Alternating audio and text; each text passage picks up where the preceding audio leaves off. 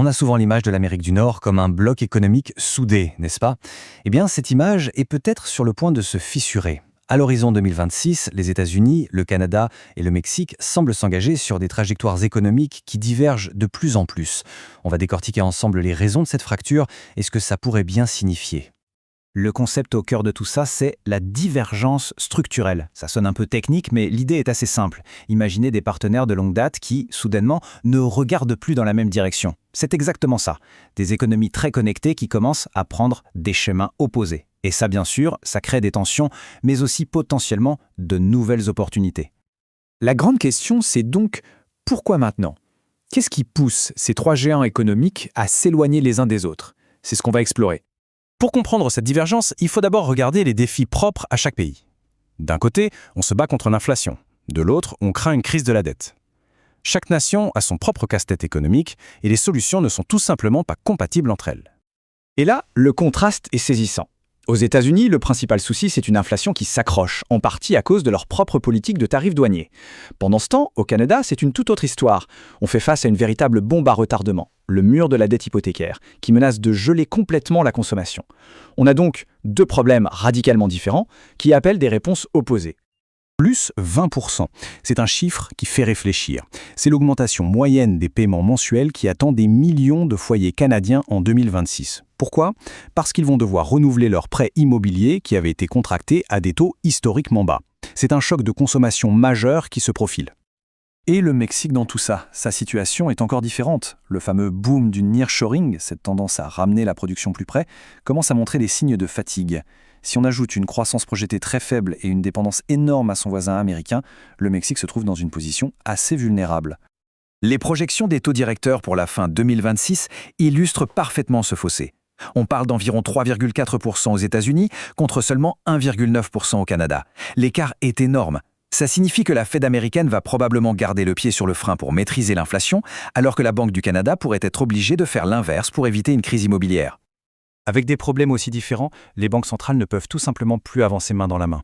Elles se retrouvent sur des trajectoires de collision, et ça va forcément créer des remous sur tout le continent. En fait, tout le conflit à venir se résume en une phrase. La Fed américaine qui veut maintenir des taux élevés plus longtemps, alors que son homologue canadienne pourrait, elle, être forcée de les baisser de manière assez agressive. C'est le grand écart. Ce graphique le montre bien, la divergence est flagrante. Cet écart entre les taux américains et canadiens, c'est la représentation visuelle de la fracture. Et c'est précisément cet écart qui va mettre une pression énorme sur les marchés d'échange et les mouvements de capitaux. Alors, qu'est-ce que ça veut dire concrètement? La citation est assez directe. C'est une règle de base. L'argent va là où il est le mieux rémunéré. Avec des taux plus hauts aux États-Unis, les capitaux vont affluer. Résultat mécanique, un dollar américain qui se renforce et des devises canadiennes et mexicaines qui, elles, s'affaiblissent. Et comme si le cocktail économique n'était pas déjà assez corsé, un événement politique majeur risque de jeter de l'huile sur le feu. On arrive au point culminant de cette histoire, la révision de l'accord commercial nord-américain. Le déroulé de 2026 montre bien la montée en tension. Au premier trimestre, les chiffres confirment les problèmes de chacun. Au deuxième, la divergence des politiques monétaires atteint son maximum.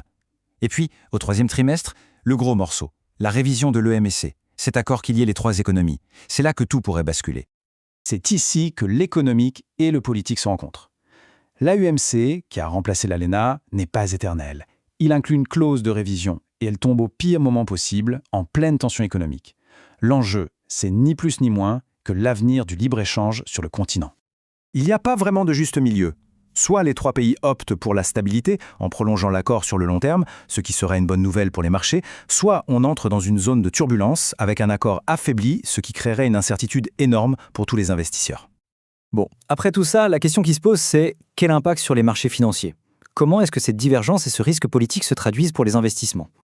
On peut identifier 4 grandes forces qui vont secouer les marchés. D'abord, un dollar américain fort. Ensuite, la volatilité des taux d'intérêt aux États-Unis. Puis, le risque économique spécifique au Canada. Et enfin, le plus important, cette grande incertitude commerciale. Autant dire que l'environnement s'annonce complexe. Dans un contexte aussi incertain, où trouver refuge? L'analyse met en avant un actif bien connu, l'or.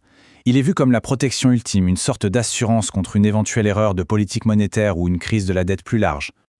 Pour résumer, il y a 3 points clés à retenir. Premièrement, cette divergence n'est pas qu'un risque, elle crée aussi des opportunités sur les devises et les taux. Deuxièmement, tous les regards seront tournés vers juillet 2026 et le sort de l'AEMC. Et enfin, le risque d'une erreur de la part d'une banque centrale est plus élevé que jamais. La question finale reste donc entière et c'est tout l'enjeu de 2026. L'Amérique du Nord est à la croisée des chemins. Va-t-on assister à un atterrissage en douceur ou se dirige-t-on vers une collision?